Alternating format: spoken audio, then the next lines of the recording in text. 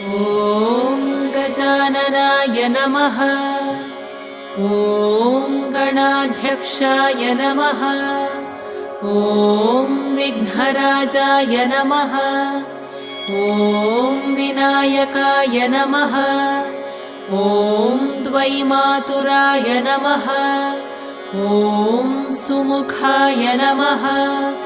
ॐ प्रमुखाय नमः। ॐ सन्मुखाय नमः। ॐ कृतिने नमः। ॐ ज्ञानदीपाय नमः।